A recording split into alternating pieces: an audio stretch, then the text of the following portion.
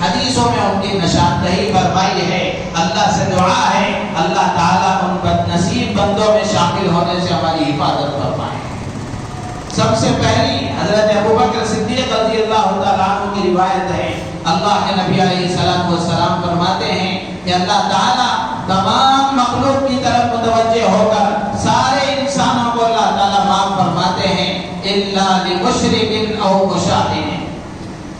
اللہ کے نبی فرماتے ہیں کہ اللہ تعالیٰ شرک کرنے والے کی مغفرت نہیں فرماتے. مشرک جو ہوتا ہے، شرک کرنے والا جو ہوتا ہے، ایسی مقدس راتوں میں بھی اس کی بخشش نہیں ہوتی. شرک اللہ کو پسند نہیں ہے. آدمی کتنا بڑا گناہ کیوں نہ کر لے، اللہ تبارک و تعالیٰ اپنی رحمت سے کسی نہ کسی طریقے سے اس کو معاف فرما دیتے ہیں. لیکن شرک ایک ایسا گناہ ہے، اگر آدمی توبہ کیے بغیر دنیا سے چلا گیا، شرک سے معافی مانگے بغیر دنیا سے چلا گیا، تو پھر یہ شرک کا گناہ معاف ہونے والا نہیں. تو میرے عزیز و دوست و بزرگوں، ایسی مقدس راتوں میں بھی مشرک بخشے نہیں جائیں گے. شرک کی دو قسمیں ہیں، ایک ہے شرک فی الذات اور ایک ہے شرک فی الصفات. مختصر میں عرض کروں گا، زیادہ وقت آپ کا نہیں لوں گا، آپ نہ گھبرائیں.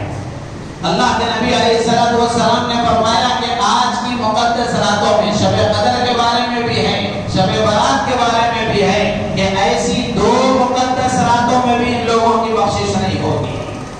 تو مشرک شرک کرنے والا، شرک کی ایک صورت ہے شرک فی الذات. شرک فی الذات کا مطلب یہ ہے کہ اللہ کی ذات میں شریک ٹھہرانا، اللہ کی الوہیت میں کسی کو شریک ٹھہرانا. اس کا مطلب یہ ہے کہ جیسے اللہ کو ہم اللہ مانتے ہیں، خدا مانتے ہیں، ایسے ہی اللہ کی خدائی میں کسی کو شریک کرنا، اللہ کی الوہیت میں کسی کو شریک کرنا. یہ آسان الفاظ میں کہہ لیں، اللہ کے ساتھ کسی ایک اور خدا کو بھی ماننا، دو خدا ماننا، تین خدا ماننا، 360 خدا ماننا. تو یہ شرک فی الذات ہے. لیکن مسلمانوں میں شرک فی الذات تو کم ہے، شرک فی الذات تو ہے نہیں. البتہ شرک فی الصفات موجود ہے. شرک فی الصفات میں مبتلا بہت سارے لوگ آپ کو ملیں گے. شرک فی الصفات کا مطلب یہ ہے کہ جو کام اللہ تبارک و تعالیٰ نے اپنی بڑائی کے لیے جو صفات اللہ کے ساتھ مخصوص ہیں، ان صفات میں اللہ کے ساتھ کسی کو شریک ٹھہرانا.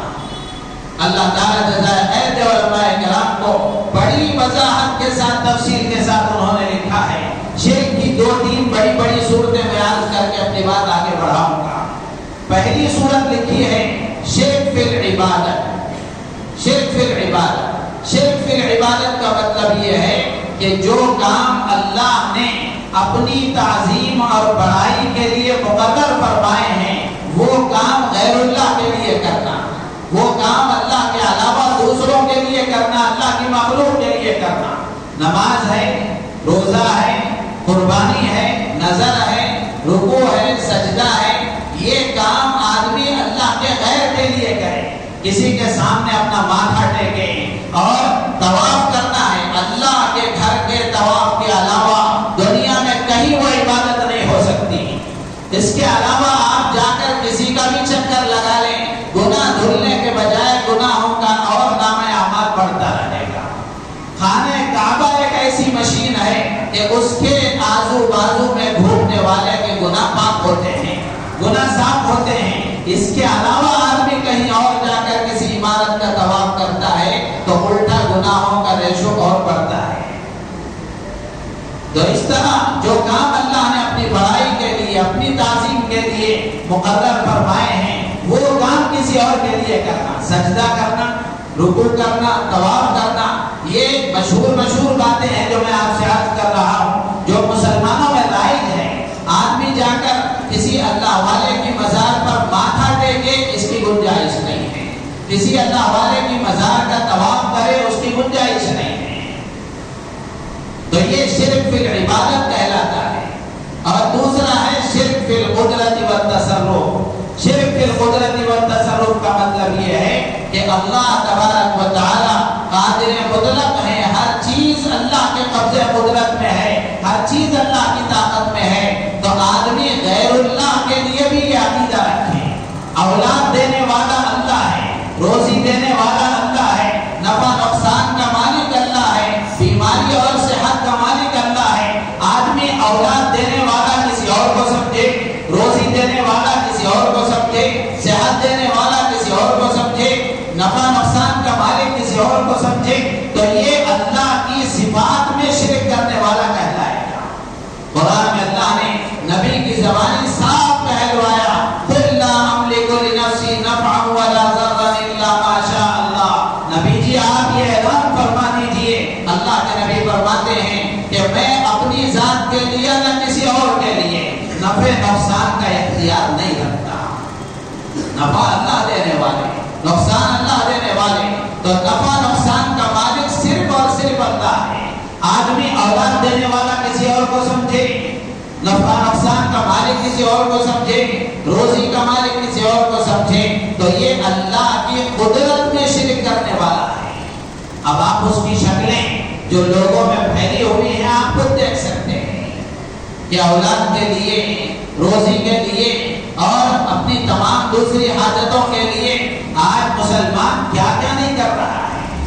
مسلمانوں سے آگے بڑھ کر غیر مسلموں تک بھی اولاد کے لیے آج ہماری عورتیں جا رہی ہیں، مندروں کے اوپر چکر لگائے جا رہے ہیں، سادھوؤں کے پاس جایا جا رہا ہے، پنڈتوں کے پاس جایا جا رہا ہے۔ کیا اللہ اولاد دینے کے لیے کافی نہیں ہے؟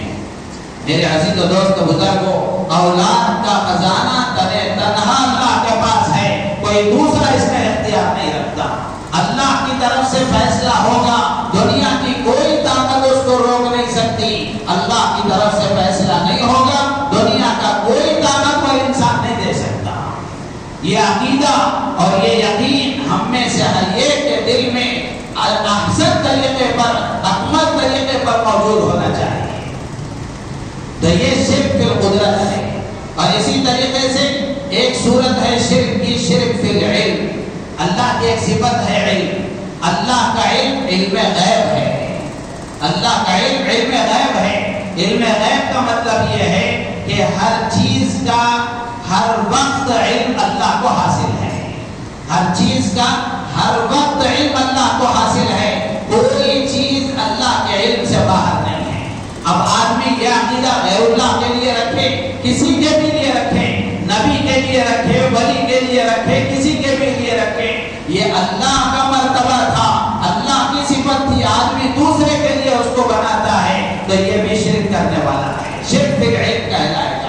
قرآن میں اللہ نے فرمایا وَعِندَهُ مَفَاتِحُ الْغَيْبِ لَا يَعْلَمُهَا إِلَّا هُوَ۔ غیب کے خزانے، غیب کی چابیاں صرف اور صرف اللہ کے پاس ہیں، اس کے علاوہ کوئی اس کو نہیں جانتا۔ تو یہ شرک فی العلم کہلاتا ہے۔ تو یہ شرک فی صفات کی کچھ شکلیں تھیں اور کچھ صورتیں تھیں بڑی بڑی جو میں نے آپ کے سامنے عرض کی۔ تو اللہ کے نبی فرماتے ہیں کہ اللہ کی ذات میں شرک کرنے والا، اللہ کی صفات میں شرک کرنے والا ان مقدس راتوں میں بھی بخشا نہیں جائے گا۔ تو اس لیے ہم میں سے ہر ایک کو چاہیے، ہر ایک کی ذمہ داری ہے کہ وہ شرک سے اپنے آپ کو دور رکھے، توحید